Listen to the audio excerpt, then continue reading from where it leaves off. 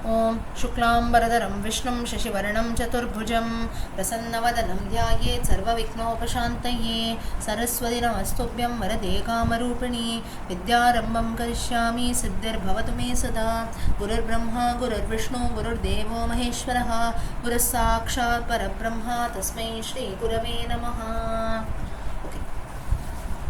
So last time we had seen till this topic of physiognomy. Now next we continue. The next topic talks about the different ways of Vishnu worship. So Garuda Purana highlights about various ways of worshipping the Lord, especially through the practice of Shaligrama Puja.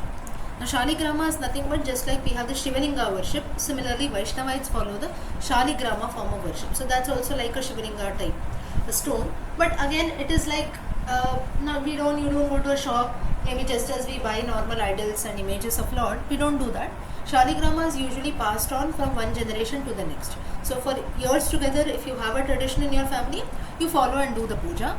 Otherwise, Shaligrama as such, we don't go to the shop, buy it and do puja. Of course, it is available, especially it is said that it is found in the Gandhaki river valley in Nepal region today. You find a lot of Shaligrama stones there and people have used them for their worship and so on. So like this, there are a few references mentioned. So how this Shaligrama has to be worshipped, those ways of worship are told. And Vishnu says that now in the Shaligrama also there are different structures, it seems. Like small chakras also. Chakra is nothing but like a shape of the Sudarshana chakra. So Vishnu says if there is one chakra on a Shaligrama stone, that is called Sudarshana. If there are two chakras, it is called Lakshmi Narayana, while three chakras is called Achyuta. So Shaligrama structures can be different. It may not always be in a round or an oval shape. It might have some, you can say, a design or so on it also. And Shaligrama with 4 chakras is called Chaturbhuja, with 5 chakras is called Vasudeva, and so on for each. 6 is Pradyumna, 7 Sankarshana, 8 Purushottama, and so on. So Shaligramas with more than 12 chakras, that is infinite. It has got no name at all. So like this, even there are different names of Shaligrama also. Now Shivalinga is one. But then you see the 12 Jyotirlingas that are there, not all Shivalingas look same, right? If you see the Trambakeshwara Shivalinga in Maharashtra, India, you see it, you cannot actually see the Shivalinga, it is in the ground, like almost in the ground level, see. So you have to look deep, inside we have to look, then that's how you find the Shivalinga. Whereas you go to Kedarnath Jyotirlinga, there it is like the hump of a bull, so you can see a proper structured Shivalinga. You go to Bhima Shankar, it is in the proper normal Shivalinga that usually we worship at home or normally you see in temples and so on.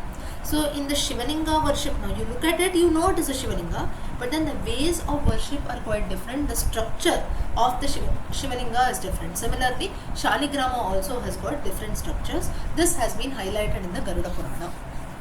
Further, next Garuda Purana talks about a few rules for grihasthas, grihastha ashrama dharma, householders rules for both women as well as men.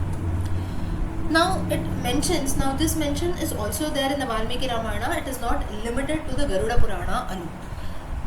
Now Vishnu, this Garuda Purana also highlights one thing, saying that it talks about, nowadays we find a lot of premature deaths, or maybe you can say at a young age people die, and when people die, you see 99.9% the reason is heart attack, right, or a cardiac arrest. Why that happens, nobody knows. Or maybe a child inside the womb passes away, the doctor will say no, some medical complications were there, the heart stopped pumping and the child passed away. But why it happened? Now in the case of young people also, now at an old age when someone passes away, maybe at the age of 80, 90 or so, we will not go and question, right? Or maybe for many years the person is not well, maybe he has some complications, diabetes, this, that, and so we don't go and fight. Whereas you find someone in their 20s, 30s or so, they die. Immediately sudden heart, if they were unwell for some time, it's a different thing. But then suddenly a person dies of heart attack or so, we feel shocked, right? But then there we cannot go and argue, it's just heart attack, the person goes away. Why this happens? For that Vishnu has highlighted then only, it seems to Shiva and Brahma, that if you don't follow a proper daily lifestyle, it might affect you, it might lead to premature deaths. And now why he highlights this is, In the case of premature deaths also, the Shraddha Karma should be performed. So Shraddha Karma, mainly Garuda Purana has highlighted about Shraddha Karma. So in that case also, even in the case of premature deaths, or if a child is born immediately, that is after coming out of the womb also, if a child dies, or inside the womb also if the child dies, you have to do the Shraddha Karma. The rituals have to be done. Why so? Of course, there are differences. When an old person dies, that is a normal death, it is different. When a young child also dies, it is different. When a brahmachari dies, the rules are different. When a grihastha dies, the rules are different. For a woman, that is an unmarried woman, rules are different. Unmarried man, it is different, and so on. So like this, there are different rituals that are to be followed. But why the Shraddha Karma has to be done is because the child is already born. That is, someone from your blood is already born. They die or they live, that is their future part. The child has already come, conception, birth has taken place, then the person passes away, you are supposed to respect that person. And Shraddha Karma, why we do is, a very practical reason behind this is, all of us, we celebrate birthdays. Our culture respects a thought saying that we must not remember a person only till that person's physical presence on earth. Even if the person passes away, just as we celebrate Jayantis or so, maybe you have Gandhi Jayanti coming in a week, about 10 days or so. What is Gandhi Jayanti? Or some Punya Tithi, not Jayanti. Jayanti is birthday. Sorry, Punya Tithi, Tilak Punya Tithi, and so on. We celebrate, right? Or even Gandhiji's death anniversary, January 30th. Now I don't know how much it is still being followed, but at least in schools also you have those 2-minute silence that is done around 11:40, 11:50 at the time of his death. Why till date do we respect? Because he was a great personality and so on. Like this, death anniversaries of major leaders, freedom fighters, everyone we remember. We must remember this of our own family members. This is very, very important. At least on one day of that year when that person passes away, we must remember that person. And that's the reason why the Shraddha ritual has to be done. So just as we celebrate birthdays, now it so happens that even if a person is no more, still in the memory or in the remembrance of that person, we celebrate, right? Celebrate is maybe you give something or you call a few people, maybe family members, you just offer food to someone in a temple or to poor people, you go to an orphanage. Something we do on birthdays, like a remembrance. Even on the death anniversary also, why it is done is, apart from the religious and the spiritual path, the ritualistic path, this is something why even this, you can say the method or the tradition of Shraddha Karma started is, Bharata Desha or Indian culture believes that, or Sanatana Dharma you can call it, believes that a person should not be remembered only till a person's physical presence. Just as Krishna also highlights in the second chapter of the Gita, Sankhya Yoga, he tells Arjuna, when Arjuna feels very bad. Chapter 1, Arjuna Vishada Yoga, Arjuna's Dukkha. He tells how I can kill my own relationships, how I can kill my own cousins, own friends, own gurus and so on. At that time, Krishna very philosophically, he gives an answer in chapter 2, wherein he says that the people who are present in front of you, even though you kill them, you are just killing their bodies. Nothing can be done to the soul. This body is temporary. In the case of all of us also, now in most of your cases, let us roughly consider your age to be 50. Some might be more, some might be less. 50. If we consider 50 years already gone, maybe you will live for next 50 years. Rough. Let us consider max to max. It can be less, it can be more, whatever it is. You have just 50 more years in your hand. For the last 50 years, maybe first relationship that you built was your own parents. Then after a few years, maybe a few friends or so, let's not consider. I'm talking about only blood relations. Then your own children. Grandparents, parents, your own children. Husband came in, then children came, then in-laws came. Like this, few relatives came. Few people come and go, friends, teachers, if you consider also. But all this is temporary. That is, maybe after 50 years, when you die, these set of parents, these set of grandparents, these set of children that you have, the husband, partner, everyone is not going to remain the same. Next birth, first of all, if we get a human birth, then it is fine. Still the same people are not going to come. And another thing is, we don't remember what happens in our previous birth. So maybe if we remember, at least we can go and search whether such people are still there, whether I can go and find out my lost family members and so on. But we don't remember, right? So things are very, very temporary. Maybe for a very short span of 100 years, you are on this earth. For that, you have a set of parents, you have a set of grandparents, you have a set of people who come into your life and go. Don't worry about that, Krishna says. Now here you must look at this very carefully. This must not be considered that, does that mean that should I have a very, you can say, such an attitude that I'll not have any attachment towards anything. Everything is temporary. Why should I respect you? Why should I be, you can say, close to you and so on? It is not that way. But then Krishna does not tell this to Arjuna on day one. He tells on the last stage when he says there is no other option. If these people in front of you are alive, they are only going to cause more trouble to you. So he consoles Arjuna in such a way, and he says that you don't please worry about all this. Body is temporary, the soul is what is permanent. So Sanatana Dharma also believes in this. It says that we must not remember a person. While a person is alive, with your eyes you see a person, he is there. But even if the person is not present in his physical form, still at least once in a year you can remember the person, and that's how we do the Shraddha rituals and so on. Then now this comes why we even like every year or so, at least once in a year, why the Shraddha rituals have to be done. Now the second question, now I'm answering your questions, nobody asked the question, but still there should be no doubt. Even if others ask also, we should be able to give the right answer. And again, there is a reason for everything that we do. Our ancestors were not fools, nor are we fools to simply being for doing rituals or something. Now someone maybe 20 years or 30 years back told me that when an eclipse is going on, I should not venture out. Maybe you didn't know the reason then, but still you followed. Later, of course, you have this in mind, right? You will ponder, you will ask why, what happens, what will the sun far off in the sky have an impact on you. All this is a question of belief and faith, but then something someone has told, we have to believe. Now maybe for this there are two reasons. Maybe our ancestors, or you can say our parents or grandparents, or we ourselves, now when your own children come and question you, maybe you don't have answers to explain them. That's the reason what you tell, no, this is how it is, I have been following it, my mother told me, I'm telling you the same thing, you also follow. Now here the child is not wrong, we are wrong, because we don't know the answers, and it is not that answers are not mentioned. Garuda Purana is one of those texts. Why I am telling you all this is, Garuda Purana is one of those texts which have an answer for everything that comes to your mind, why things are being done. So it highlights a lot about Dharma Shastram also, as well as all these rituals and so on, with the proper reasoning why things are being done. So just because I have not read, first of all we should know where we have to find the answers.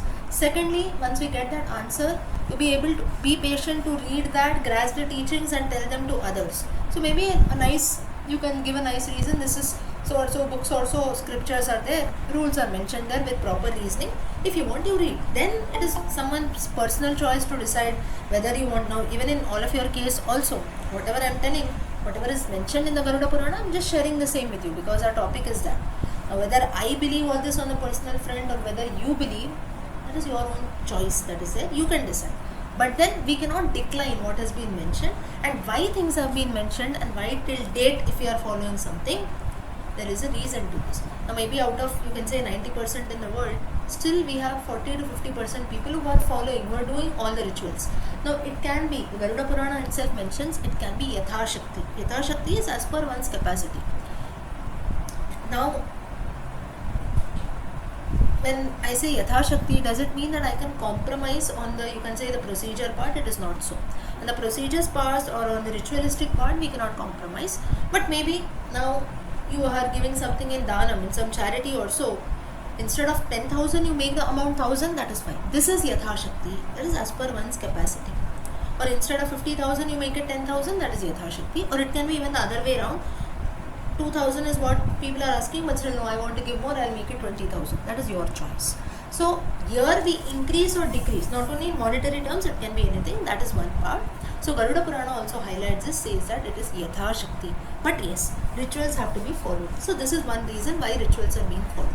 Second is with regards to the Shraddha Karma, because our culture again believes in life after death. We believe that once a person's physical presence, physical body dies on the earth, doesn't mean that it is the end of the person.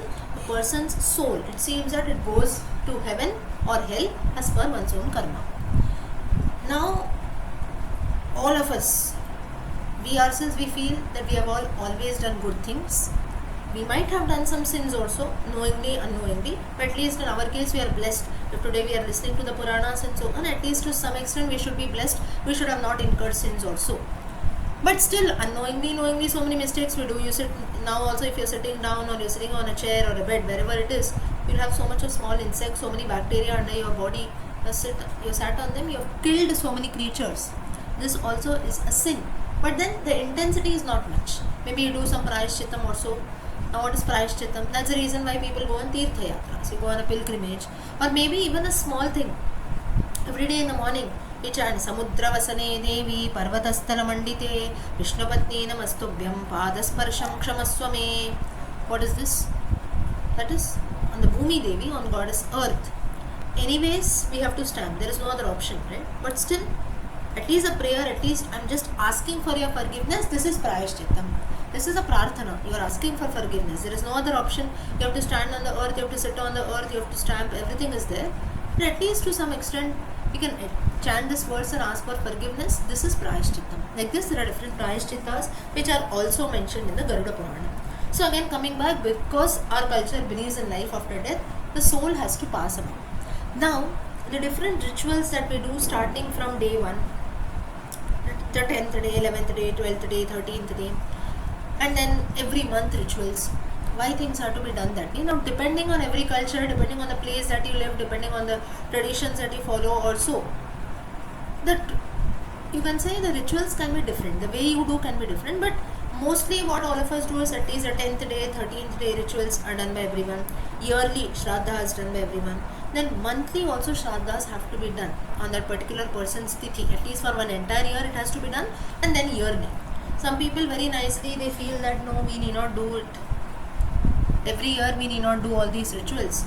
We'll just, every month we need not do it. Lastly, Monday at the end of the year, we'll do it. It's just as when we eat every day, we don't skip that. Not once in a day, we eat many times, right? So all this is also in a similar way. When we do the Pindadanam, the water you offer and so on, it is like we are offering food to the passed away soul. So that's the reason why it has to be done monthly, because it takes 1 year for the soul, it is believed, to reach to the destined place depending on one's own karma. So for that, when we give in dhanam also, so every month we do the rituals, so for that it is for, serves as a food, water and so on. Then we give in dhanam, umbrella, slippers, gold, money and so on. It serves as a support for them, and they can use that on their journey. So just as on earth also, when we set out on a journey, we buy new clothes, we take a few essential things and so on. Similarly, journey, and that too here on earth, journey is quite easy. Outside, when you go to heaven or hell, that is a lot of torture. That is what is believed, and we have to pass through all that. So if the future generations, people like us, if we do it for our own ancestors, their journey becomes easy, and it is also a mark of respect that we have towards our ancestors. So this is why, this is the significance of why we do the karma rituals and so on. So we'll come to this in detail. Everything has been mentioned, just the gist I told you why rituals have to be performed. Next topic, after the various names of Shaligrama, you have the concept of jewels in the Garuda Purana, how it originated. So Suta tells the following story of jewels. Jewels and gems, precious stones that are there, which we usually use, diamond, pearls and so on. So there was a mighty demon, he was called Bala, and he had defeated all the gods, and they had all come out of heaven. And but still, it seemed that when he had defeated the gods, he had promised that whenever you do a sacrifice or so, if you need my help, some kind of cooperation, I will always be ready. So it seems that all the gods, they decided to perform a sacrifice, and they made all the necessary preparations, and they told this demon Bala that you become the animal sacrifice. So in those times, it was a tradition to do any sacrifice with animals. So they said, we want to do an animal sacrifice, so in that you be the sacrifice, the animal, the animal which has to be offered in the sacrifice. So Balasura was told, and Balasura said, yes, I can do this, because he had promised the deities that whatever you ask, any help, I will do that. But now it so happened that a very strange thing happened is, because he was offered as a sacrificial being in the sacrifice, it seems that Balasura, when he was tied and when he was offered a sacrifice, his corpse, his dead body, it turned into jewels, it seems. And all the deities, what they did is, the jewel body, the corpse that was a dead body, it turned into a jewel body, and they were trying to take the jewel body through an aerial path, through the heaven. And at that time, it seems that countless pieces fell down on the earth, and all over the place it fell, in oceans, rivers, mountains, forests and so on. And these places then, that today we have gold mines in certain places, we have diamond mines, or in fact inside the ocean we have a belief that you have the oyster inside. Oyster is a creature inside the ocean, aquatic creature. Inside the mouth of the oyster you have pearls. So it seems that it has fallen from Balasura's body, and they have transformed into countless jewels and precious stones like diamond, mukta. Mukta is nothing but muktamani, indranila, spatika, Prabhala, Pushparaga, and so on. So these are all different gems. So the diamond is the normal stones that we have. Then red color precious stones, green color. Then the spatika, which is like a transparent, also glass-like. So all this has been mentioned in detail. Now here through this story you might feel, how can I believe this? It seems to be like fiction also. But what we have to see is, here we see the origin of gems and jewels. So anything that we see around today, okay, gems, where have they come? Where has gold come? Where has silver come? From gold mines. But where did that gold come in the gold mine? No, it is natural, we say, right? Or it is something which is already there. So this is a story that is there to support how gems and jewels have originated. A very important, you can say a very interesting concept that has been mentioned in the Garuda Purana. Further, you also have the testing of jewels. Now, just as if some gem or jewel, now today you go to a jeweler and you buy something, before it comes to the jeweler, now gold ornaments, now whenever you go, all of us, we prefer to buy gold ornaments, right? Someone says you go to the gold mine, you dig and take some gold for yourself, we will not do that, because at that time that gold is a normal metal for all of us. Only when it is made into maybe bricks or some ornaments, some jewels or so, we are very happy to use it. Same in the case of diamond and so on. So all these gems and jewels, they have to be tested properly before they are bought to the jewelry shop. This method also has been mentioned in the Garuda Purana. Further, you have the topic of important places of pilgrimage. So Suta again, he is talking about the sages, and he says that all the pilgrimage places which are situated on the banks of the river Ganga, they are considered to be the most holy. So as we all know, the Ganga river, it originates in the Himalaya mountains in the north, and ultimately it flows down, it gets merged in the Bay of Bengal towards the east. And when she is flowing entirely, she passes through various holy places, mainly Prayagraj, that is Allahabad, Haridwar, Varanasi, and ultimately the Ganga Sangama is where she ultimately meets the ocean. And like this, each of these places are very, very holy, and Prayagraj is believed to fulfill all the wishes, it seems, not only worldly wishes, even moksha, that is even, you can say, in the afterworld also, after a person dies also, all the wishes will be fulfilled, it seems. Now why these places have been highlighted is basically to show that people, when we do Pindadanam on these places, like especially you go to Kashi, you do the Pindadana, it is very, very auspicious because the river is very much present there. And Varanasi is a place where Lord Shiva and Lord Keshava, that is Lord Vishnu, both are present there. Therefore, the place has got double significance. Then, if you do therefore, if you do the Pindadanam and rituals for our ancestors, it seems that it reaches our ancestors more fast. Then, further, if we do a lot of charity at Kurukshetra, that is very, very auspicious. Then Kedar Tirtha as Kedarnath. A few other holy places are Shwetadeepa, Naimisharanya. Naimisharanya is a place where all the sages assemble and listen to the lectures on Puranas. Pushkara is a place where Brahma's temple is there. Ayodhya, Chitrakuta, Gomti river. Kanchipuram, Sri Shailam, Kamatirtha, Amarkantaka, Ujjain, Mathura, Govardhan, and so on. So this is the mention of holy places in the Garuda Purana, and each of them, they have got their own story, it has its own religious significance also.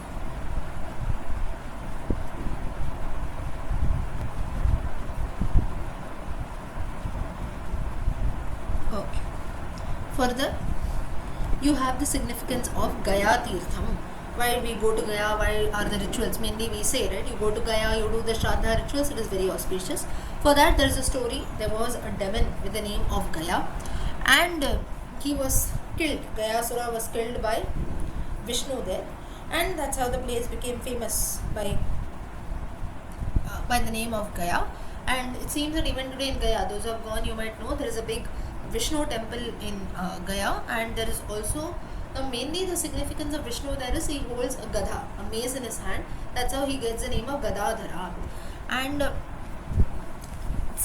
seems that Vishnu's presence is very much there. He stands there with his gada, so immediately if we do the Shraddha rituals there, immediately a person gets moksha, a person is blessed with Vaikuntha. That's the reason even if we do, now here one thing even that day also I had highlighted in that lecture, when we do the Shraddha Karma at our houses, there the priest, if you notice very carefully, he will come and chant Gaya Shraddham, Gaya Shraddham, Gaya Shraddham thrice. Meaning the Shraddha Karma which we have done at one's own house, that is equal to the Shraddham performed at Gaya. But what people think is, they think it is the other way around. Once in a lifetime we will go to Gaya and perform the Shraddha there. All my ancestors will get moksha. It is not like that. Once in a year will you eat, will that suffice? You will die, right, after a few days. Every day we have to eat. Or once in a year you maybe take care of yourself, you wear new clothes, you take a bath, it doesn't suffice. Similar is the rule for Shraddha Karma also. It has to be done on a regular basis, yearly. But doing in Gaya, then what is the significance? As and when convenient, surely, just as we visit other pilgrimage places, similarly, we must visit Gaya also. It is very auspicious to do the karma there, but it is not an option for doing karmas at one's own houses. So one's own house becomes equal to Gaya when you chant Gaya Shraddham thrice, when you do all the rituals properly at your own house. It is not the other way around. So therefore, doing something in Kashi, doing something in Rameshwaram, doing something in Gaya, all this is, yes, you have to do, but this has to be additional. It is not to be considered as optional. No, I'll not do it in my house. Whenever I get a chance, I'll go to these places and do. You do there, you don't do, that is not considered. You do there, it is very good, very auspicious. That is over and above. It's not an option for something that we do yearly in one's own houses. Further, as far as possible, all the rituals, in fact, even the celebrations. You see, nowadays I think, now weddings also there is no option because we call a lot of people. But then, like even I think a few years back, even the engagement ceremonies that we have during weddings also, it used to be done in one's own house. Or even the Upanayana Samskara, the Janmadina, birthdays, then Shraddha Karma and so on. It is very auspicious to do something in one's own house. For this again, a very practical reason is the person, maybe a person who has died, or a person, if you do it in one's own house, the person's presence is felt there more. In the case of Shraddha and in the case of other rituals also, why we do all of that is you don't have to just go, you book a big hall, you celebrate it as a big party or so on. That is not needed. Main is the samskaras have to be done properly, and if it is done in one's own house, say for example a Upanayana Samskara or maybe an engagement ceremony, it's a bond, it's a very important stage that is being done in one's own life. The people are going to live in the same place, so why not have the positive vibes, why not the place also get those vibes? So that is the reason why a lot of rituals were done in one's own house. But today we have practical reasons, houses are small, maybe we are inviting many more people and so on, so obviously we need a big hall or so. But then as far as possible, all the rituals should be done in one's own house, be it something positive or even something like Shraddha Karma and so on. So further, this was the importance of performing the rituals at Gaya. And there it seems that Vishnu himself dwells there in the form of Pitru Devata, and a person who goes there, just by having a glimpse of the Lord, it seems that he is free from all his three debts. What are the three debts? Devaranam, Brahmaranam, Pitruranam. Now we are all having a debt, loan from our ancestors. Now what is that loan is? From our Pitrus we have a loan. Because of our Pitrus today we are alive. One person to be born, if today you are alive, both the parents are responsible, two sets of grandparents, 4 people in all are responsible. Like that, if you see all your ancestor generations together. So for one person to be born today, right from Vishnu, if you start calculating, thousands and thousands of people are there. So we have to be thankful to them. Now there are many reasons for this. Now you see, if today, now at least most of us, today we are living quite a comfortable life, right? Maybe you have all the facilities, you have a roof over your head, you have food. That is not even called a life full of needs. We have most of the luxuries also, right? So nobody has to say that no, I have to sit on the road and maybe study, or maybe I don't have food to eat, I have to go and maybe put in a lot of efforts to even suffice my everyday stomach and so on. We don't do that. At least we are quite well settled, most of us. In today's times, if you see, still this doesn't mean that everyone is blessed. There are many still who are suffering and so on. But at least in that category, you see, today life, maybe as compared to 60, 70 years back, it is quite easy today. Life has become still easy. Of course, when life becomes easy, new set of problems do come along with it, but still to some extent things are comfortable. You have a fan. Maybe people 50, 60 years back, even maybe a fan used to be there, but then electricity problems used to be there. Today we have an air condition. Even air condition also has become quite common, right? Maybe 10 years back that was a luxury. Today it is quite common. You go to anyone's house, you might have it. Maybe 10 years later there might be something else, and so on. So the point what I'm trying to tell is, today if we are doing something, or maybe most of us, if you live in major cities or so, today if you have to come and buy a new house in a major city, you know the cost, right? But 70, 80 years back, maybe your grandfather bought a house and kept, maybe in a city or so, as compared to today, the price was quite less. But today if you're living in the same house, you should consider yourself blessed, at least you have a house in a popular city, right? This is just one example. Like this, there are so many things which our ancestors have done for the future generations, for which we are indebted to them, and this is all rinam that we have to pay back. And that's the reason why men, when you do those having the Yajñopavitam, here only Srinivasanji is there. Apart from that, men, if anyone listens, or Adivappaji, those having the Yajñopavita Samskara, when you do the Madhyanikam in the afternoon, we have something called the Brahma Yajna also, which has to be done every day, wherein the Brahma Yajnam is nothing but a rinam, which we pay to our own ancestors. And you remember one thing, now all this Garuda Purana highlights a lot. Garuda Purana is divided into three parts. First is Purva Khanda, or the Achara Khanda, talks about daily rituals, worship of Vishnu, places of pilgrimage and so on. Second is Preta Khanda, or Brahma Khanda, it talks about all these Shraddha rituals and so on. And last is the Uttara Khanda, or Moksha Khanda, which talks about, you can say, how conclusions are made, incarnations of Goddess Mahalakshmi, Srinivasa and so on. So you can say general topics. Whereas majorly highlight is done on all these rituals that are to be performed and why things are being done. So that's the reason why we are majorly talking about all this. Further, it is also said that whenever we do all the Shraddha rituals and so on, why those rituals have to be done is, only till you are alive, you can do the Shraddha to your parents. That is, you or your generation is alive. After that, nobody will do that, right? Now, if my grandfather, for my grandfather, if some rituals are to be done, only till my father is there, he will do. After my father's generation is gone, nobody is going to do the karma for my grandfather, right? So that doesn't mean that I don't remember my grandfather, but then nobody is going to do the rituals, nobody is going to do the Shraddha part. So for, you can say, a very short span, maybe now if my father is say 50 or so, till how much ever life may be for the next 50 years, he will be able to do. After that, the parampara is gone. So till my grandfather is there, he could do the karma for his great grandfather. Till my father is there, he will do for my grandfather, and so on. The tradition keeps following. So we can do only for one generation, but then after that, nobody is going to do anything, right? Nobody is going to do, in the sense, nobody is eligible. We can do only for our own parents. Of course, there are some extreme cases, like if a person doesn't have children or so and so on, something in such a way, then we do it for our other relations also. Apart from that, you do only for one generation, no child. Most of the traditions it is followed. Of course, there are a few cultures also which do for one's own grandfather also, but that is like the son should do it first. Then if the grandson does, it is another part. You can consider that to be extra also. But usually what has to be done is the son, that is the next generation, only should do the karma. So only one generation we are able to do, and that too for a short span of time, till that particular person is alive. That's the reason why whenever a person chants, if you would have noticed very clearly, we chant the names of 3 generations ahead. That is your grandfather, father, grandfather, great grandfather. Till there we do chant. The reason is, today if I am doing the karma for my grandfather, that means he is not alive anymore. So he will not be able to do karma for his father. His father will not do it for his father, and so on. Similarly on the mother side also, for the lady's side also. So therefore the person who is doing this, he does, while he has to do mainly for his own father or mother, but then he takes the name of the next 3 or 4 generations also. Just at least on one day, let me remember all my ancestors together. So that's the reason why very beautifully things are being told. We have to respect all these traditions. Okay, so this is the topic of rituals. Now there is one more topic. So I told you why those premature deaths take place, young deaths take place. For that also karma has to be done.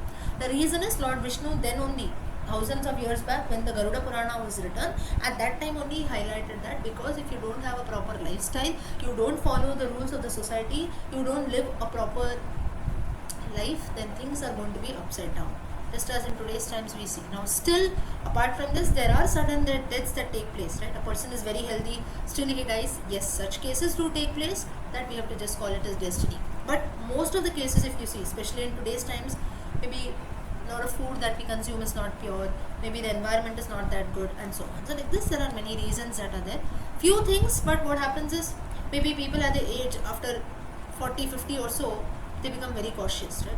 Slowly they start getting leg pain, back pain, slowly little diabetes comes in, BP comes in, they start getting cautious. From that day onwards, they'll join some yoga class, they'll go walking, they'll do this, they'll do that.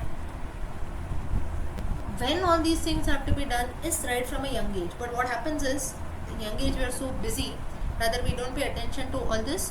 But later, slowly, when some of the other small illnesses come up, we awake, right?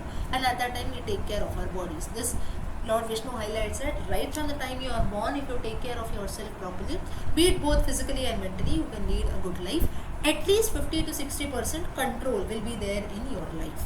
So this is again he highlights here. So today when we feel that, oh, people are telling me, some dietitian, some doctor is telling me you follow a very good lifestyle, have fruits, don't eat this, don't eat that, have some diet restrictions and so on.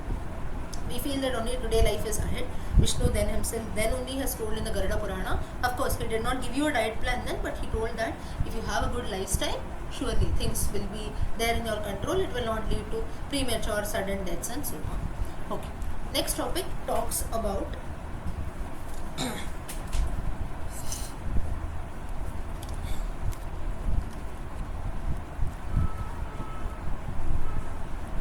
yeah.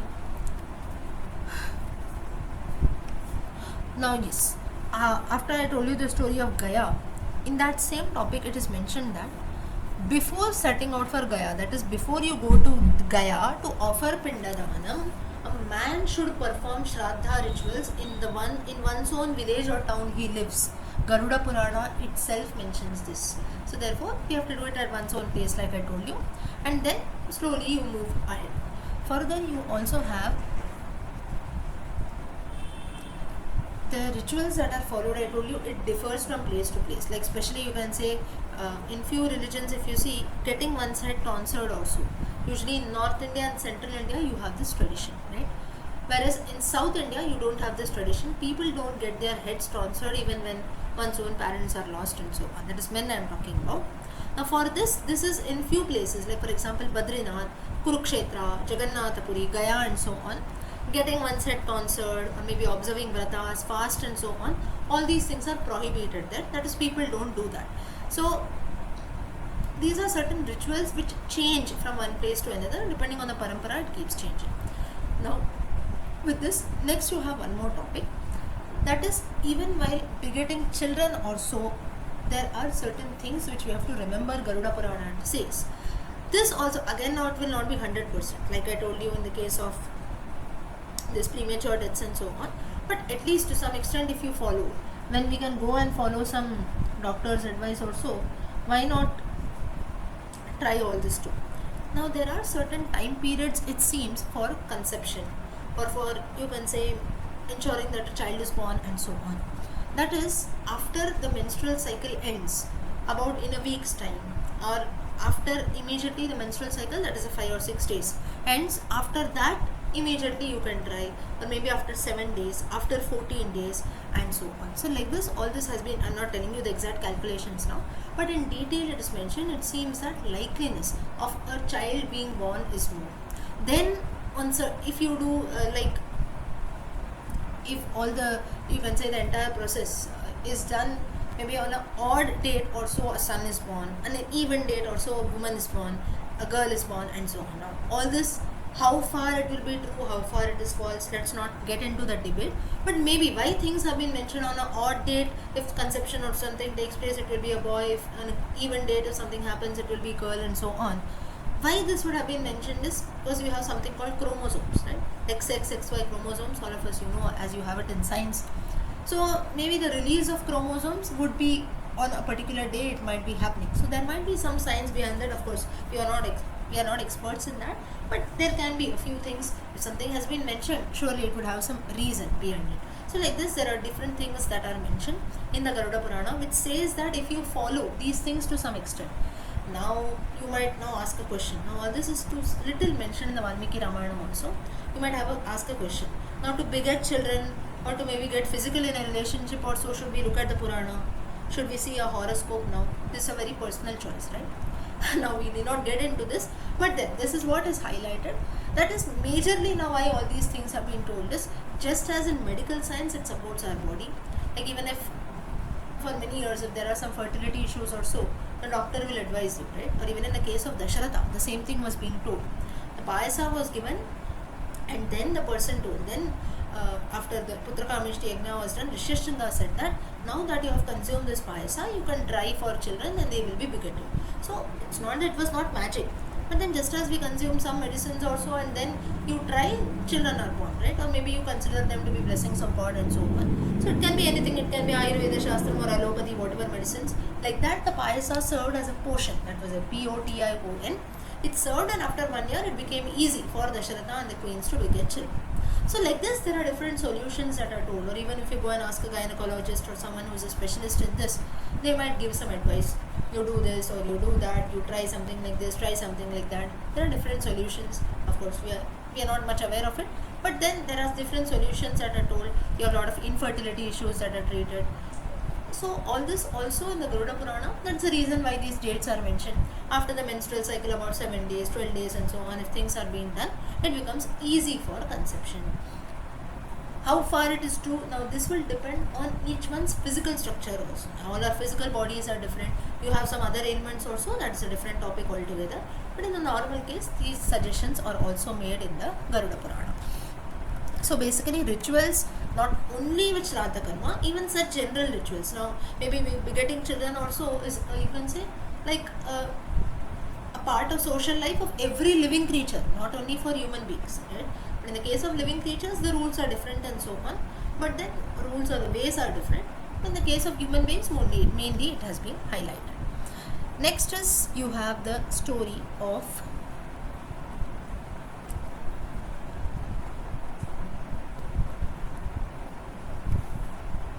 mankind, which mankind is the 4 Varanas that are there, 4 ashramas that are there. Lord Vishnu, he tells Shiva that when a child is born, that is when after a child is born, there are certain samskaras that are to be done, right from the Garbhadhana samskara, which is performed at the time of conception. So we have Shodasha samskaras. First is the Garbhadhana samskara. Then, now that is whenever you have to do the Upanayana samskara of your son, of your own son. At that time what is done is, after the Garbhadhanam, about you can consider on the 8th year. So that is 7.5 roughly. Why this has been mentioned? Now this is what has been mentioned in our scriptures, but together little we get confused, odd, even years and so on. Now this can again differ as per each tradition, but then generally that is how, when the Upanayana samskara has to be done is 7-8 years after the Garbhadhana samskaram. That is roughly, Garbhadhanam is nothing but at the time of conception. So you can consider about 3-4 months or so, 3-4 months pregnant. At that time, so that is a few months less than 8 years. So after 7 years, 7 years 3 months, 7 years 6 months or so, and that is the right age for performing the Upanayana samskara for one's own child, for one's own son. This has been mentioned here. So Garbhadhana samskara is one samskara which has to be done. Then the best day, the scriptures just now as I told you, 12 days after the menstrual cycle, that is the best time to conceive, it seems. And for this again you have certain days, that is starting from the 5th day of the menstrual cycle. The first 4 days it doesn't help, and so on. So like this, you have a lot of medical reasons also that are there, and in detail Garuda Purana talks about this. Next, the second samskara is the Punsavana samskara. Punsavana samskara, it is done in the 3rd month after conception. So roughly around you can consider 5 to 6 months. Then you have the Srimantonayana samskara, or you have the what do you call it? Srimandam we say in Tamil, Godbarai, that we do in the 6th or 7th month, or even some people do it even in the 8th month. So what? And then Finally, the child is born, you have the Jata Karma Namakarana Samskara, which is done on the 11th day. Then a newborn baby is given a name. Now, depending on every culture also, little days can different, 10th day, 11th day, little differences come, but usually it is done on the 11th day. Then you have the Anna Prashna Samskara, when the child is given the first morsel of food, Nishkramana Samskara. Like this, there are different samskaras which are performed. Then you have the Upanayana Samskara, which is done, wherein a Brahmana child, because Brahmanas were given the responsibility of teaching also, they were and to start teaching you have to start learning early. So therefore the first Upanayana was done to them at the age of 8. Then for Kshatriyas it had to be done at the age of 11, and the Upanayana Samskara had to be done at the age of 12 in the case of Vaishyas also. In the case of Shudras, they don't have the parampara, or they don't have the tradition of the Upanayana Samskara. And like this, there are even while how the different methods of performing the Sandhya Vandana for people having the Upanayana Samskara has been mentioned in detail in the Garuda Purana. So through all this, what we get to see is, so basically Garuda Purana, you can see it talks a lot about the rituals and the ways of doing that. So if things are mentioned so much in detail, and if you are not doing that, if you are not following that today, it's just as if we are ignoring things which are already being told to us to do. So we might not find their relevance. Maybe you don't see, okay, what if I don't do this? What if I don't do that? Maybe today you don't see those effects, but definitely we see that tomorrow also. Now say for example, I'll give you one example. You look at fire, you see fire in front of your eyes. None of us will go and touch it. Why? Because you know it is hot. It will burn your hands. Right? You know this today, but at least once in a lifetime you would have surely gone and touched the fire, right? In spite of people telling you around, you whenever you were maybe small also as a small kid, at least once, maybe knowingly or unknowingly, we would have definitely touched fire. And when you get a burn, at that time you know that this particular thing causes me burn, I should be away from it. Why we knew it? At least once we experienced that. So just people randomly telling us doesn't help. Unknowingly, they will tell, no, it will burn, or maybe it looks dangerous, all that is one part. But then physically when you go unknowingly or knowingly go and touch it, you get that burn, you feel it, at least for a few days. Even if you see fire, a child starts crying, right? Because it dreads that. Until date we know that we should not touch fire. We are afraid of it. Why we know this is because at least once we have gone, we have experienced that, we know the pain or the pleasure, whatever it is behind the thing.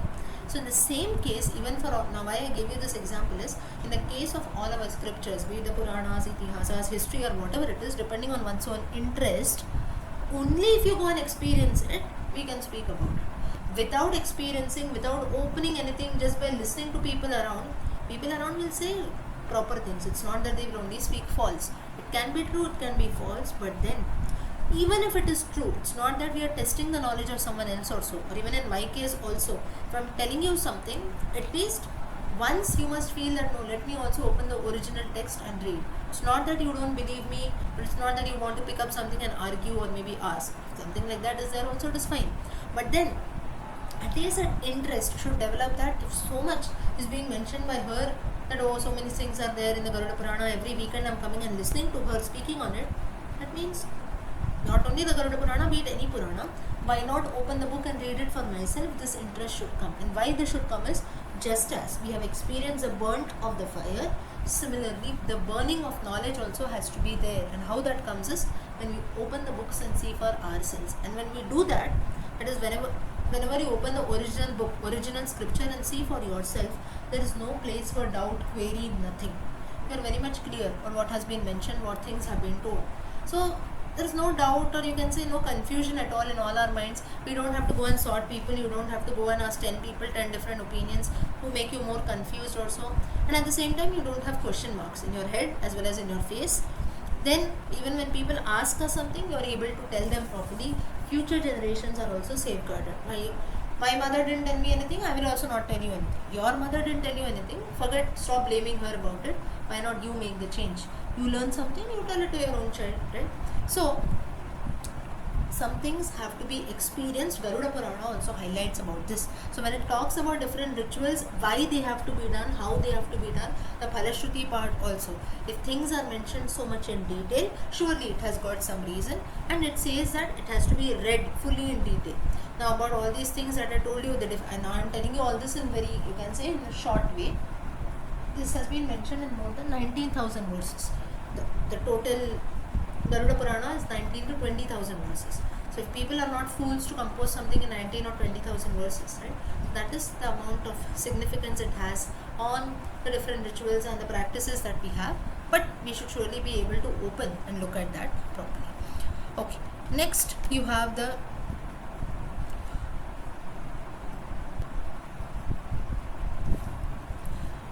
different things, different articles that are used for worship. So that is nothing but normal articles that we use whenever a puja also is done, like flowers, garlands, the puja materials like karpura, agarbatti and so on, flowers. So basically when worship is done, it has to be done in the proper essential way.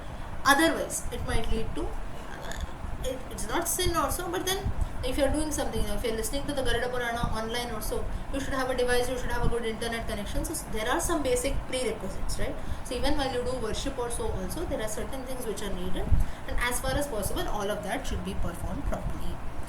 Then you have the topic of karma that comes in. That is, you do good things, it results in good results. You do evil things, it will lead to evil phala. So that is a big topic. Today we don't have much time for that. So today with this we will stop here. We continue again tomorrow. ॐ शुक्लाम्बरधरं विष्णुं शशिवर्णं चतुर्भुजं प्रसन्नवदनं ध्यायेत् सर्वविघ्नोपशान्तये सरस्वती नमस्तुभ्यं वरदे कामरूपिणी विद्यारम्भं करिष्यामि सिद्धिर्भवतु मे सदा गुरुर्ब्रह्मा गुरुर्विष्णु गुरुर्देवो महेश्वरः गुरुः साक्षात् परब्रह्म तस्मै श्रीगुरवे नमः. Okay, so we were looking at Garuda Purana. Let's continue. So Garuda Purana, yesterday I told you that mainly it talks about a lot of rituals that have to be followed. And the first part of Garuda Purana is divided into three main parts. The first part is, you can say, the Purva Khanda or the Achara Khanda. So Acharanam meaning to follow something. So though people say now Garuda Purana is, you can say, very dangerous, or people dread to keep it in one's house, or if I keep something, you can say like an ill omen or so might happen, or it is only meant for chanting after a person passes away and so on. It is not at all so. In fact, the Purva Khanda or the Achara Khanda, it talks about rituals which are to be followed while a person is very much alive. Why it has been highlighted is because on the basis of the karma and the rituals and the things that you do when you are very much alive, life after death depends on that. So if you do good things while you are alive, after you die also, the path will become quite easy. Otherwise, now if you do evil things there, and the tortures that are mentioned there is, maybe you will be in all the 9 months I told you, month by month the different karmas are done, and why we should be doing that is, you do that and then you do it as, you offer it as a food also, pindadanam, water, whatever we do.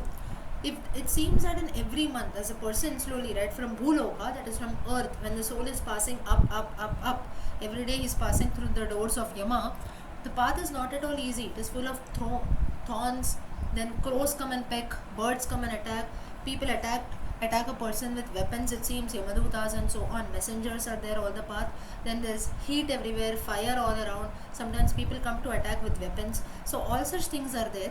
But then if you do good things, ultimately these tortures are quite less. But then still, hell or life after death is quite difficult. And in fact, when death also comes, the experience. Now here, though all of us, we have experienced death in our previous births, but still you don't remember that, and we are lucky enough that we don't remember. Now birth also, none of us, we remember. Of course, all mothers, you might be able to recollect not your own birth, but maybe when you gave birth to your own child. That too, it doesn't happen maybe due to those injections or so, the anesthesia and such things, but still you know the process, but not your own birth. At least you can experience what it is to give birth, or what exactly is the process of birth and so on. Apart from that, you cannot experience death, right? No one ever knows what happens during death, but it is said that it is a very, very painful experience. And now, just as birth also, it takes 9 months, right? In one fine day the child doesn't develop. Death also, and death, how it happens? The person died suddenly. All of a sudden, in a few seconds, he stopped breathing, we say. But actually, it seems that people from outside, we don't come to know, and that person himself also, it becomes difficult for him to realize. Things seem as if it has happened very quickly in about a span of a few minutes or so, but in reality, it is actually not like that. It takes a lot of time, it seems. But that is slowly, one by one, all the organs start to retain. Now, I'm talking in the case of a natural death.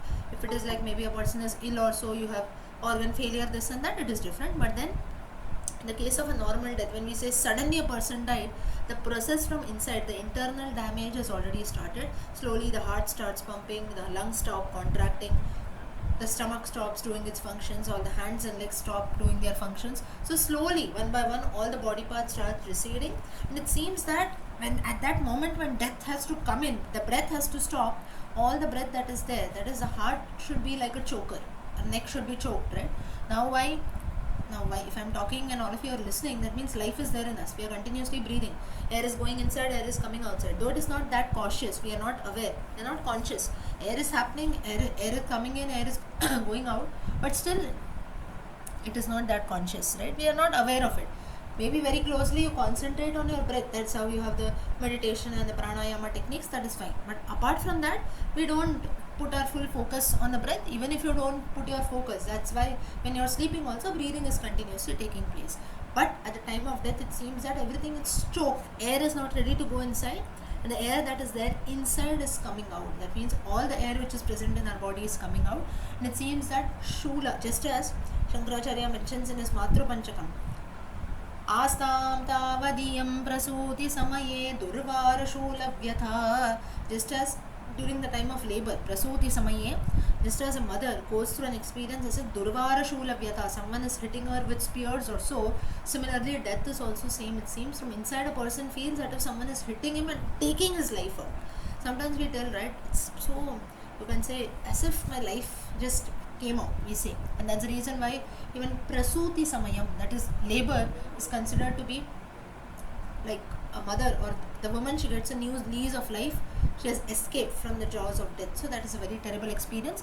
Death is also sometimes compared to that. So birth and death, though we say they are a part of everyone's individual, a part of not only human beings, every creature's life, but it is very, very difficult. You just imagine this in the case of animals. Garuda Purana is highlighting all this.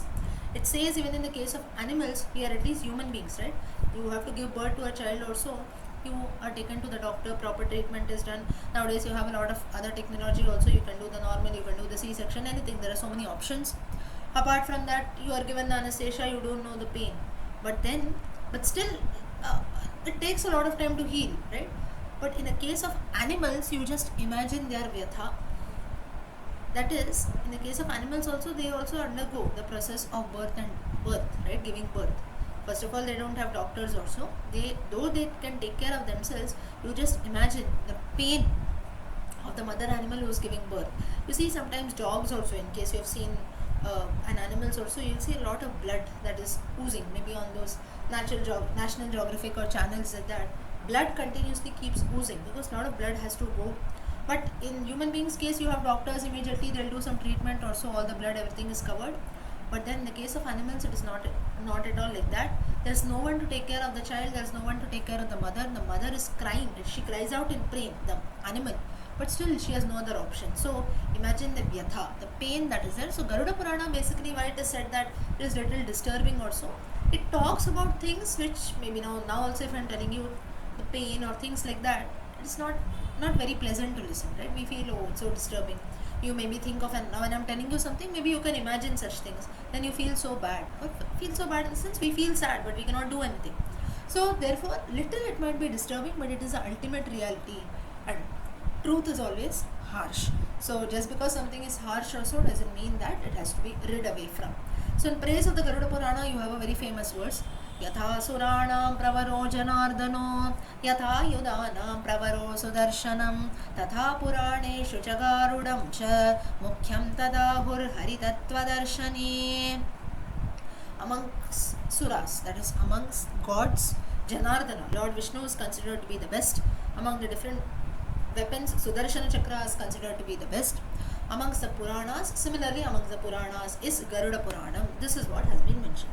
Now in praise of each of the Puranas, such verses might be composed, but just to glorify a particular Purana, such things are composed. So next you have, so yesterday what we talked is you have a lot of focus that is made on the different rituals that have to be done, but not only after death, it is also to be followed while very much a person is alive, and after death the Shraddha Karma and so on, such rituals are also told in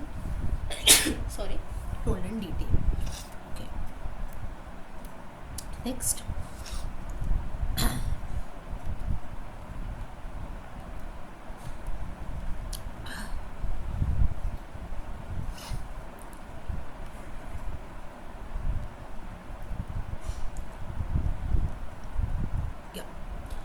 Now there is a story which was told by sage Markandeya to Kraunchi. Kraunchi is the name of a sage, and Suta is telling the same story now. So basically, through in a story format or so, you have all these rituals, importance and significance of these rituals that has been highlighted. Okay, just hold on. My nose is bit this. I'll just come in 2 minutes. Just.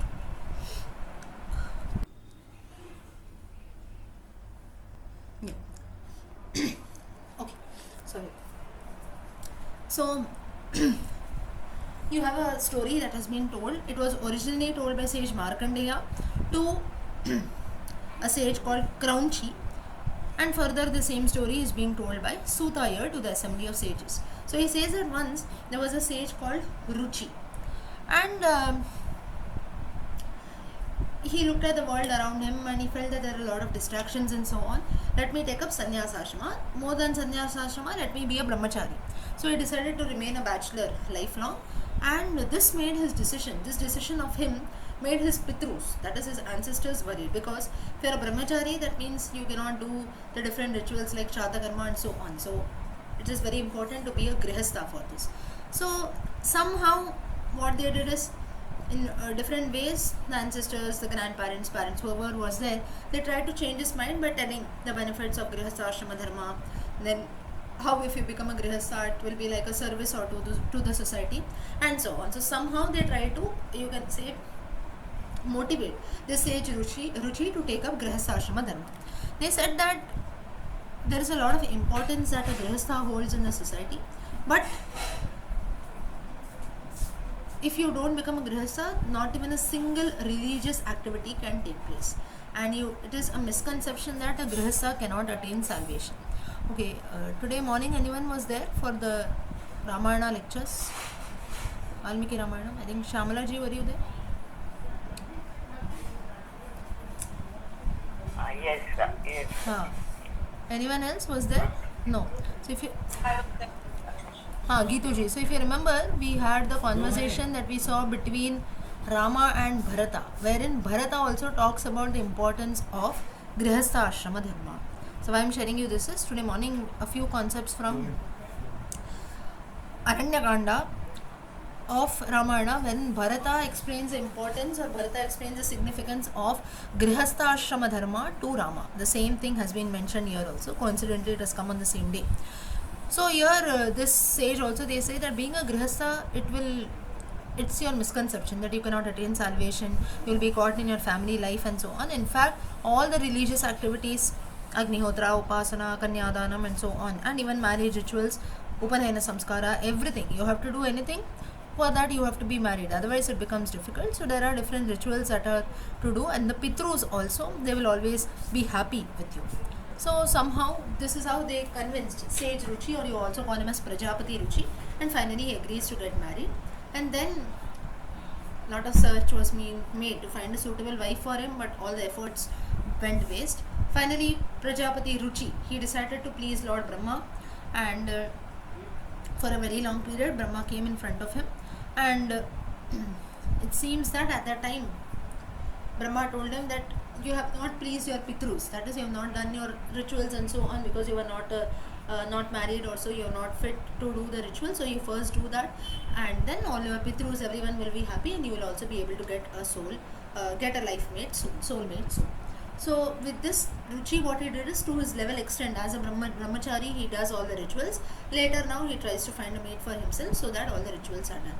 So through this story, what mainly is happened is, there now many times it might happen, or even in today's times also, you see sometimes when certain rituals, or you can say continuously, some problems come in the family or so, if you go and consult your own family priest or maybe some astrologer or so, they might tell you this, that maybe you have not done a few rituals in your house, or maybe you have not gone and visited your Kula Daivata and so on. So like this Kula Gramam, Kula Daivatam, now at least, now there are certain things that are told. Now what is our Kula Daivata? Kula Devata is a family deity.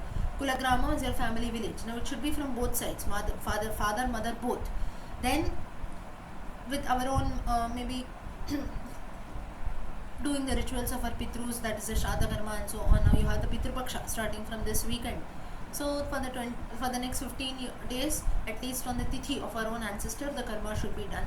So such things have to be done. Now here if you sit and question why should I do this and so on, it is just as now if you're going to go and worship your Kuladaivata, your family deity, that is just a respect that you have to your own family, and it should rather be as it should rather be done as an honor also. If you have some deity as your family deity, if people for generations together, all your ancestors have been worshipping such a deity, why not continue the same tradition so that it is passed on ahead, right?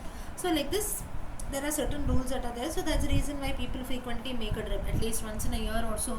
You must go and visit your family deity, you must go and visit your Kulagramam and so on. So some things are told like this. This story or sage Ruchi also tries to highlight that sometimes there might be some problems that come in our life because of not worshipping the, you can say, Pitrus and so on. Yeah. Next is further what happens to Prajapati Ruchi. So the story continues. He marries, so after he does all the karma to the Pitrus also, all the Pitrus are quite satisfied, and instantly an Apsara, she comes down and she tells, I'm Pramlocha, and she comes and she tells the sage Ruchi that I have my daughter Manini. In course of time, the marriage between both of you can take place, and a son named Rauchya will be born to you. So she blesses and tells in future also you will have a son who will be born to you. So finally Ruchi, he gets married, and then he invites all the sages and everyone, and the marriage ceremony thus took place. And then Rauchya, the son, was born. Rauchya is none but Manvantara, just as we have the Vaivasvata Manvantara. Similarly, the Rauchya Manvantara has been named after this person called Rauchya, who was born through Ruchi and Manini. Next is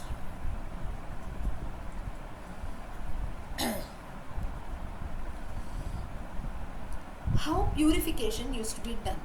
In olden times, now if you see, even if your own grandmothers also are in villages, we see that sometimes after food is eaten, they will maybe pat it dry with a cow dung cake also, right? So why this has been done is this mention of from where this parampara started, why cow dung is considered to be very holy. Or you see even in now, just as we use some you can say hydrants or phenyl, things like that, you put it in liquid, use it for mopping and cleaning our floors also, like infectant. Similarly, cow dung, cow urine is considered to be very very pure, and till date people use it. Maybe you go to those organic or Ayurvedic stores, you might get that, and it is considered to be like an infectant also, and that is the reason why in earlier times our grandmothers also, they used to wipe the floor clean with cow dung cakes and so on. This mention has been made in the Garuda Purana that land is purified with the help of cow dung. So now maybe our ancestors, maybe our grandmothers, they did not study the Garuda Purana, but what we have to learn from them is at least what was told to them that they followed. Now that doesn't mean that you have to follow things blindly, but they had the belief that surely something would have been mentioned somewhere. Now of course you have the answer. So if today you're just simply sitting and wondering that why someone, has anyone seen this or you have heard cow dungs were used to clean? I hope everyone would have seen Yes, it. Lakshmi. Yes. We put it outside the gate. Outside the gate, correct. Yeah. Proper time. Yeah. There we call it in Telugu Kalla Challadam. Colored. Okay. Even after lunch or dinner, after the leaves are banana leaves are removed, we would use the palm leaves to clean the floor with cow dung. Cow dung, correct. Yes, yes. Yeah. So like this, there are different things that are done. Now, in earlier times, what used to happen is getting cow dung was also easy because the cows used to come outside in villages or so.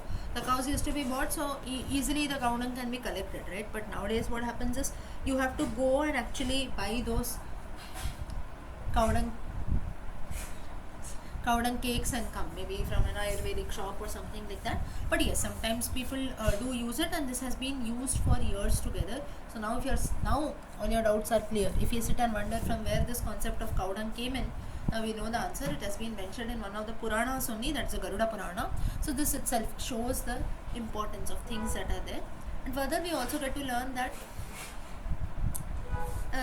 maybe you use it, we are following some things also, we might find that it's very silly. Maybe our ancestors or old grandmothers are using, they don't know anything, they're just using things blindly. It's not at all so. There is some reason surely behind whatever they do. Now certain things, how to clean vessels, that also has been mentioned here. So that is especially iron or bronze vessels, they after some time also they get that black tinge, right? You keep it in the open atmosphere. Usually bronze vessels or iron vessels, you keep it, use it for cooking purpose. Then copper, brass vessels, we use it for puja purposes and so on. So that is, you clean it with ash and water. So that is vibhuti. Nowadays of course you get those powders also, but then it was usually cleaned with ash, that is bhasma, and water. And then tin vessels, copper vessels, they are all clean. All this is mentioned in the Garuda Purana with acid. That is some kind of acid, maybe lemon you can consider. And lemon you mix it with some powder, right? And then you wash the vessels with water. So such things are done. The water, the vessel gets back its shine, and the black color tinge that is there on it goes away. So nowadays of course the same thing is used in different washing solutions also, but in earlier times people used to use all this, and all this is mentioned in the Garuda Purana. Further is, a few things have to be kept in the sunlight. So things that we do in our everyday life, now what has to be dried out in the sun? Things like groceries or pulses that we buy from the market nowadays. Now usually you get it in packets, right? Maybe you go to a supermarket and buy things, that is different. But earlier when people used to stock things, like say, I don't know if now also the tradition is there, usually you have the tradition of stocking rice also at the beginning of the year. So you buy rice for the entire year, so maybe how many 100 kgs or something like that, depending on every family, you buy rice. So rice, or some people will also buy pulses, cereals and so on for the entire year. But nowadays what we do is we don't use that. We buy it in maybe on a monthly basis or 2-3 months and so on. So usually it comes in covered, packed in packets, so you don't have to remove them and dry. But when you buy it loose, that is directly from the field, farm, or so when it used to come, or you buy it from a local shop, people used to dry it in the sun.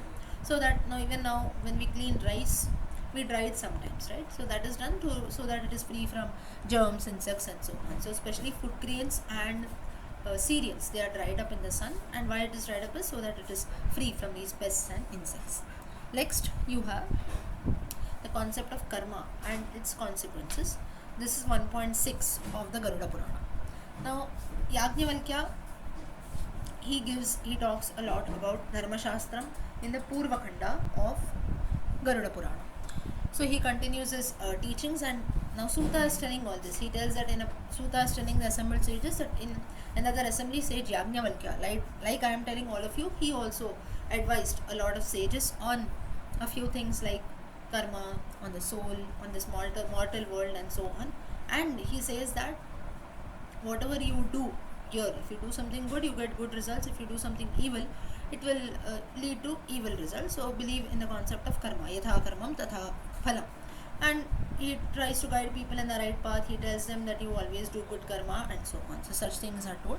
And if you do good things, you go to heaven. If you do bad things, you go to hell. Then he talks about the different 7 heavens, 7 hells, Bhuloka, Swarloka, Bhuvarloka, and the hells that are there, Vitala, Sutala, Talatala, and so on. So all this Yajnavalkya explains. Then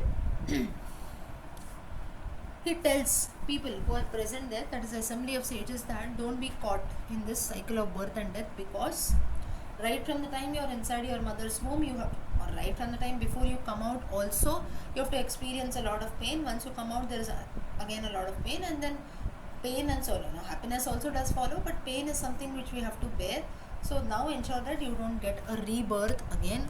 You are, otherwise if you do that, and that too in the next birth, there is no guarantee whether you will be born as a human being only. If you get a birth of like an animal or so, then it will become, life becomes still difficult. Now for here there is a very beautiful explanation that is given. Now it seems that the child inside the womb of the mother, now for 9 months, you imagine a womb, that is your own stomach, it is quite small, right? To fit in a creature inside is very difficult. Most of your mothers here, you might know. So though our own stomach gets bloated, that is one part, but then how difficult it is for the child inside, or all of us also. Luckily we don't remember what exactly happened to us when we were inside, but then it is very difficult to stay in that same position, that too in the later months when the child starts growing, because the place falls short. And at that time the child is helpless, the creature inside is helpless. Whatever the mother does, it has to suffer all that, it has to bear all that. Whatever she eats, it is eating. Whatever she drinks, it is drinking. Whatever she does, maybe if she gets into some physical activity also, it starts moving. If she is going through some mental trauma also, the creature, the child inside has an effect on that. So like this, there are many reasons. So the child knows that it is suffering, it is full of sufferings, but then even if the mother laughs, the child inside starts moving, right? So it's fully, the life of the child is dependent on the actions of the mother. So it feels very helpless, and at that time it takes a decision. It seems that I don't want rebirth, I don't want to stay in the womb of this mother at all, be it a human being, be it any creature also.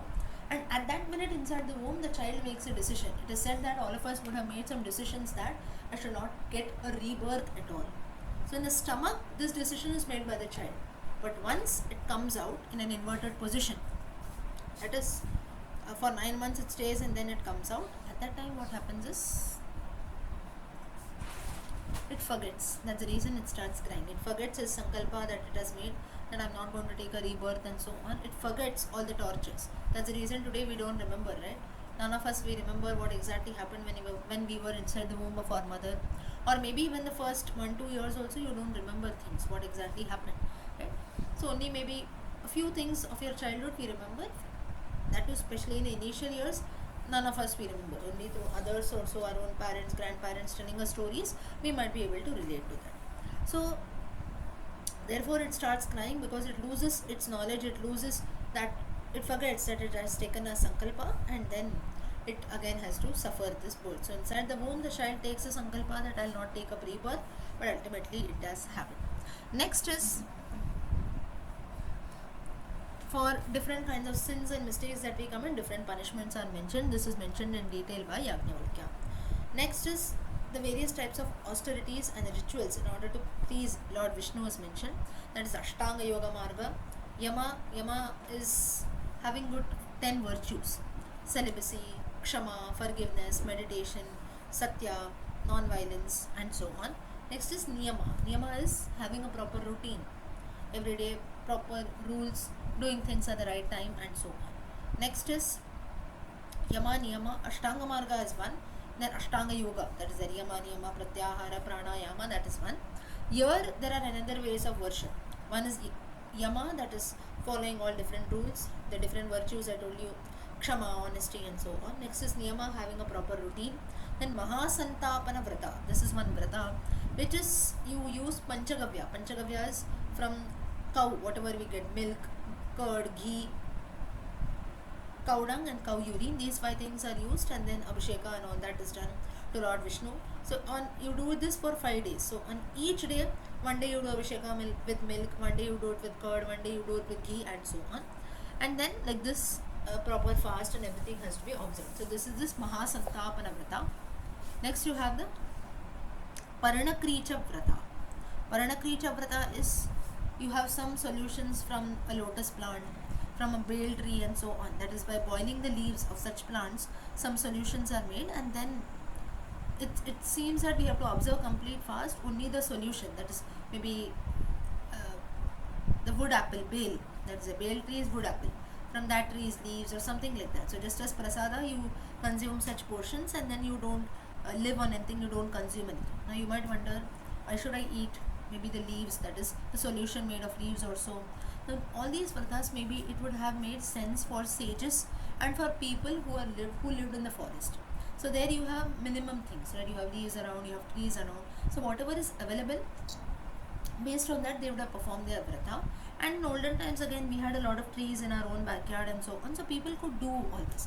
Just as now also sometimes, now if you have a cough or something, certain plants leaves we take, and then you prepare some solution and have it. So like this, there are certain vratas that used, which mention that the solution of different leaves are consumed.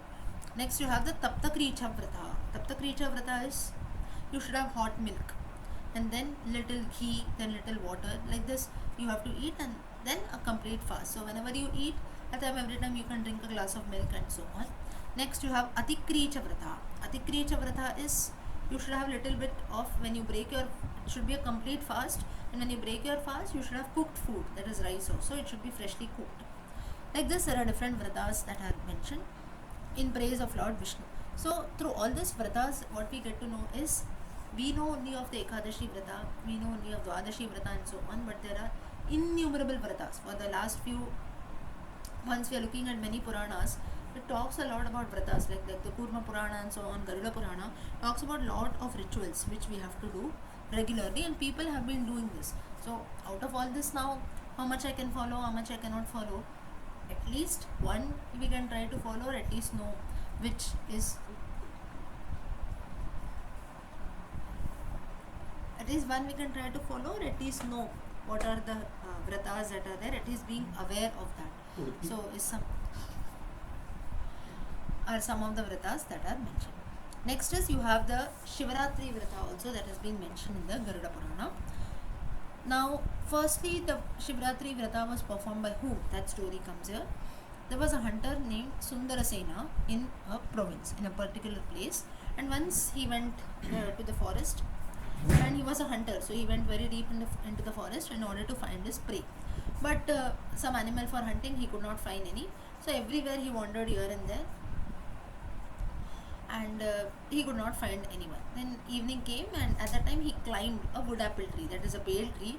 A bale, we all know that it is bale leaves or bilva patram, it is offered to Lord Shiva, so it's very auspicious for Lord Shiva.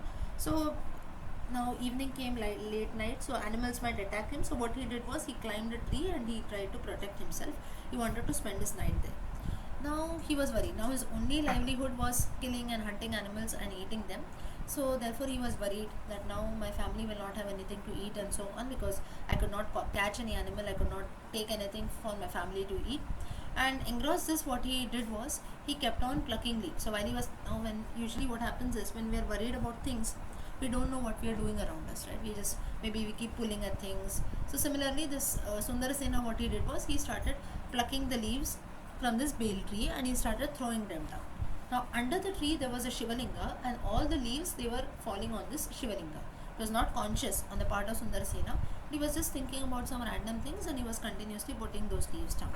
Next morning, while Sundarasena he climbed down the tree, it seems that his arrow, it fell down.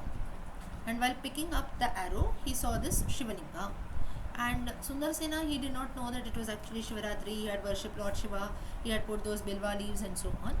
And but still, looking at the Shivalinga, he became a great devotee of Lord Shiva, it seems, from that day, and he went to Shivaloka. So this again shows, just as you have the story of Ajamila from the Srimad Bhagavatam, and as we know him as a great devotee of Lord Vishnu, who unconsciously chanted the names of Narayana, he was given a place in Vaikuntha.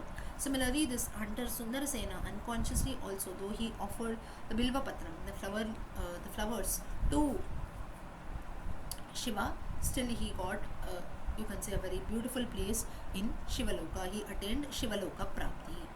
Okay. Next is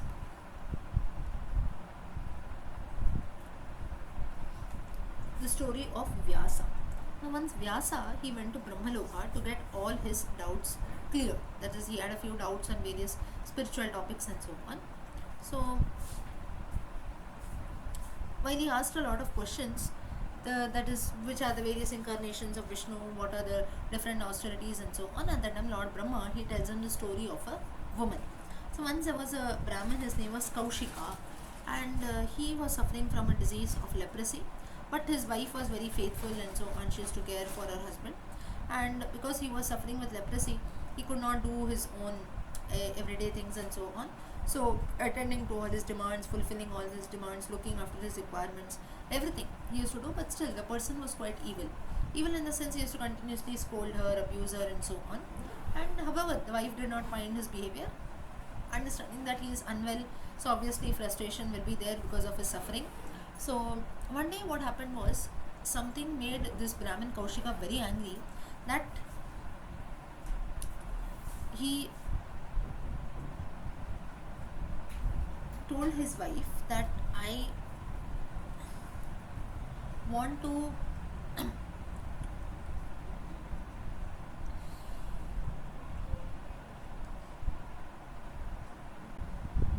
become, okay, can you hear me? I think I lost net. Can you hear me now? Yes, sir. Yes. Yeah. Yes, we can. Yeah. So basically what he told his wife is, I want to become, now you have grown very old or so, I don't have any interest on you and so on. So like this he makes a lot of comments, you don't look beautiful as before. So what he tells is, I want to be taken to a prostitute's house, he says. That is a young woman or so. I want to satisfy a few physical desires that I have. Now this wife, she knew what her husband was doing was wrong, but still she was a very faithful wife. She said that no, my person is suffering. Somehow she carried him on her shoulders and took him to a house also. Now Kaushika's wife, she could not, now when they were on the way, a sage was coming, sage called Mandavya, he was coming, and it seems that Mandavya, he was engrossed in meditation. Now unfortunately what happened was, as this Kaushika's wife, she was carrying Kaushika on his shoulders, it touched Mandavya's body by mistake, because he was sitting on his shoulders, so his feet touched the sage's body and his meditation was disturbed. And he cursed that whoever has done this person will not see the next day. Kaushika died the next day, but her wife, just as Satyavan Savitri's story is there, similarly her wife had a lot of power. She had full confidence in her faithfulness, in her chastity and so on, and she believed that her husband would be brought alive again. And she cursed very angrily that Mandavya has done something wrong, unknowingly something happened, so therefore it is my command to the sun that he should not rise tomorrow at all, tomorrow's day should never come in. The sun also stopped rising, it seems, and everything went haywire in the world here and there. The sun doesn't rise. They came to Lord Brahma with a request why the sun had stopped rising, and now Brahma is telling all this story to Vyasa. So he said, all of them came and asked me why the sun has not risen today. So I gave them an answer that it is due to the curse of this chaste woman. I told them the whole story, and I told them that except Anasuya, nobody was able to bring back order in the world. Nobody was able to convince the sun god to rise again. So they all go and they meet this Sati Anasuya, who is known for his chastity. Again, Anasuya, who Sita also meets during her Vanavasa. So all the deities, they go to this sage Sati Anasuya, they tell her to make the sun rise so that everything becomes normal. Sage Anasuya, she agreed to help them, and she too, she made the sun rise daily, and she also made dead Kaushika alive, it seems. So such is a power that is there by a woman who practices austerity, and like this there are many examples of women who are known for their chastity. Sita is one of them, Savitri is one of them. So not only women, in general men also. So this is the importance of rituals that are there, wherein, or you can say even the power of prayers. So even though the worlds stop believing in things, or sometimes things do seem impossible, still at times you have through the power of prayers and different virtues and different rituals and things that we do, things can change. Next you have the story of Ramayana that is mentioned. It is mentioned in gist. So here if you see Lord Brahma further, he tells the story of Ramayana to Vyasa. So how he starts conveying is, he says, just by merely listening to the story of Ramayana,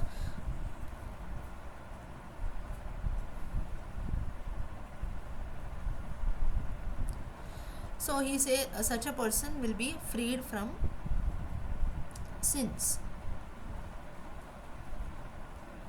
And then he begins by telling the different stories of the ancestors of Rama. He tells, I, Brahma, I was manifested from the navel of Lord Vishnu. Then sage Maricha, he was my Manasaputra. Then Kashyapa was Maricha's son, Surya, Vaivasvata Manu, and then Ikshvaku. Then from Ikshvaku you have different kings coming in. Raghuvamsha, you have Raghu, then Aja, Dasharatha. Then Rama was born, Dasharatha had 3 queens. Then the entire story of Ramayana is told. So the Sita Swayamvara, then you have the Sita, Rama, Lakshmana going to the forest. Finally Rama attacking Lanka, Rama Ravana Yuddha. Then finally towards the end it is mentioned that Rama ruled over Ayodhya for 11,000 years. Finally he went to Vaikuntham along with all the people of Ayodhya, and before that he appointed Lava and Kusha as his sons, as his successors. So only till here it is mentioned. The Uttarakhanda is not mentioned in the Garuda Purana. Next you have the story of Krishna that has been mentioned. And whenever Yada Yada Hi Dharmasya Glanir-bhavati Bharata, with this the Garuda Purana makes a beginning. It says that whenever Adharma comes in, at that time the Lord has said that he will manifest himself. In the Dwapara Yuga he is going to be born as Sri Krishna. He was the 8th child to Devaki and Vasudeva, but he was sent to Yashoda and Nanda And finally Krishna spent all his childhood there. His entire story, he killed many asura, Shakatasura, Kaliya, Dhenukasura, Putana, Trinavarta. Then finally he lifted the Govardhana mountain. He used to take the cows for grazing. He got education from Sandipani. He married Ashtamahishis and also the many queens, princesses who are in the, you can say, in the catch of Narakasura. Like this, a very fierce battle was fought between both, and at that time there was Banasura. Banasura's incident also is mentioned here. So, wherein Pradyumna, Krishna's son, he had married Usha, who was the daughter of Banasura. So, unknowingly they had married. So, basically, Usha had only come and approached Aniruddha, but Krishna was not Aniruddha. So, basically, Krishna's grandson, Pradyumna's son, is Aniruddha, and he had married this Usha. So Banasura was against this. So Banasura sought the help of Shiva. So you have a reference wherein Shiva and Krishna come face to face, and there is a fierce battle which is fought between them, and ultimately then Shiva then requests Krishna to spare Banasura's life, and then Krishna agrees to this partially. He cuts the hands of Banasura, and finally, after completing all the missions, he goes back to Vaikuntham. So this is the story of Krishna. So the gist is mentioned by mentioning the important events in Krishna's life. Next, you have the entire story of Mahabharata that is mentioned. You also have the Gita Upadesha. I'm not getting into that too much. Then you have the path of bhakti that has been highlighted. Bhakti, just as chapter 12, Bhakti Yoga of the Gita,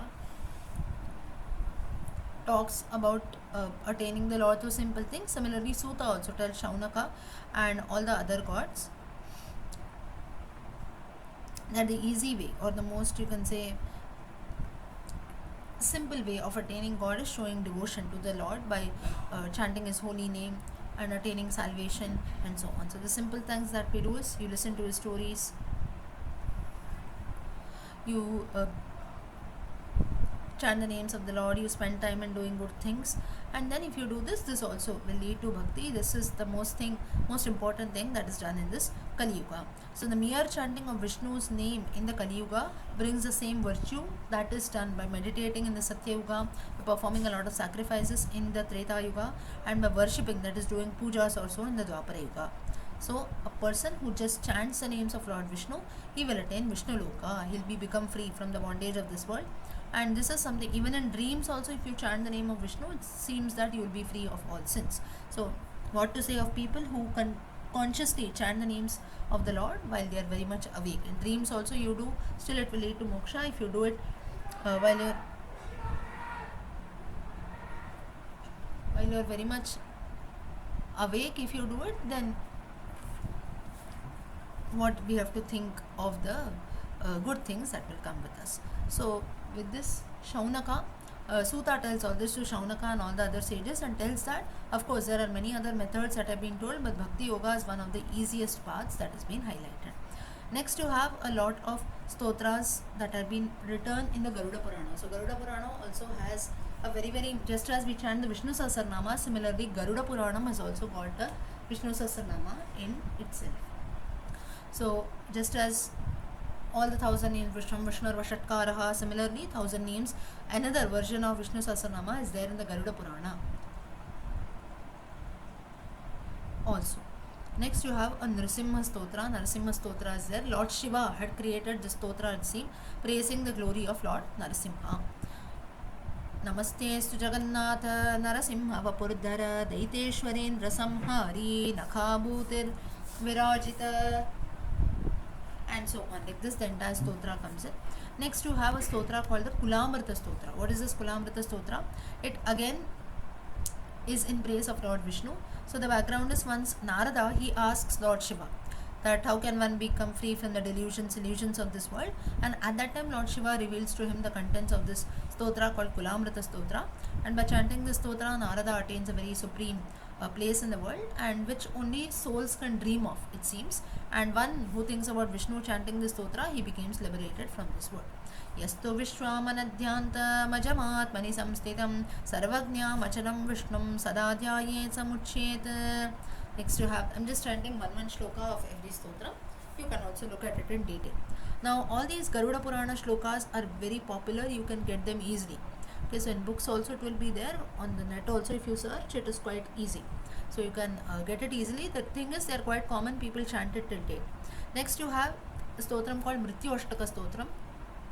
Lord Vishnu himself had taught this powerful stotra to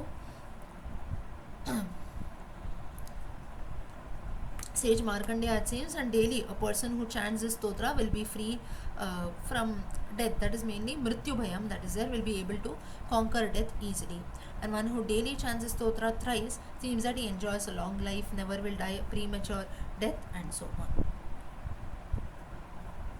And the stotra goes Damodaram prasannosmi kinno mrityuv karishyati Shankachakradharam devam vyaktarupinmat Sanatanam, sorry, Vyaktarupinmatyayam. So like this the shloka goes. Next, so these are a few shlokas that are there in when you also have the Vishnu Panjari shloka and so on.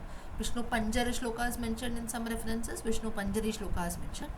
Next you have a chapter of yoga that is there. Now yoga has a few things: pranayama, japa, pratyahara, dharana,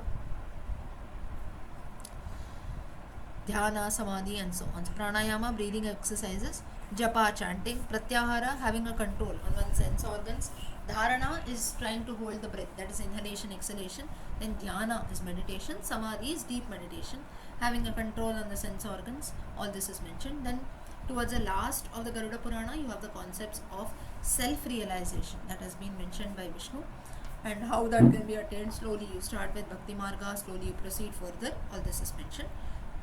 Lastly, you have something called Brahma Gita. Again, it's a philosophical text.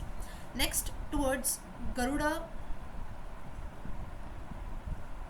basically Garuda, in the Garuda Purana, the second section of the Garuda Purana, what he does is he goes and he sees people all around him. He sees that people are suffering a lot. So what is the reason for this sorrows, why people are suffering, and so on. He comes and questions Vishnu. So that is, death takes place, or someone is suffering from disease, or problems are coming in, so little Garuda is disturbed. So at that time Vishnu comes and tells him that sorrows are a part of everyone's life. Why not look at the good things that happen? Of course sorrows are going to be there, but then behind that also there is some reason. So therefore we have to accept whatever comes our way in the good in a good manner. Last is you have the Brahma Khanda, or you also call it as the Moksha Khanda, wherein you have certain references of various incarnations of goddess Lakshmi, incarnations of Saraswati, that is incarnations of Lakshmi is Rukmini in Krishnavatara, Sita and Ramavatara, then Jayanti, then Padmavati during Srinivasa, and so on. So like this there are different references that are mentioned in detail. Much stories, if you very word by word if you read the Garuda Purana you can find, but not much. Just it talks about the different matrikas. Different matrusas, it talks about different goddesses and their incarnations. Then you also have you have a very big broad chapter on Lord Venkatesha, Lord of Tirupati, how he came to the Tirumala hills, the entire story of Srinivasa and Padmavati. So that topic that is there of Srinivasa and Padmavati, the topic is quite big, so today we cannot start that because hardly 5-6 minutes are remaining, but I'll just tell you the gist. How Srinivasa and Padmavati, what is the topic, or when you hear the word Srinivasa, the thing that comes to our mind is Srinivasa Kalyanam, Brahmotsavam, and so on. And then how they came to today's Tirupati, how the Kshetram is very very auspicious, and how one hill is named after Garuda, a great devotee of Lord Vishnu. Garudadri, Sheshadri, these are all names of different hills that are there in Tirupati. So how these names came about, that also is mentioned in detail. Towards the end you have the Phalashruti of Garuda Purana. So only one part of Garuda Purana is remaining for all of us to see. In detail you have lot of punishments, you have lot mention of lot of diseases that is there from the head to the toe, every part the diseases. Now I'm not talking about all those diseases or so, let's not make it too gloomy, but then those who are interested, you can, I will tell you with references if you want the name of the chapters, if anyone is interested, along with their solutions, Ayurvedic solutions too, it is mentioned. So a few aspects like this, few small topics are remaining from the Garuda Purana, which we will conclude next week and then start with the next Purana. So today we'll stop here, we'll continue next week.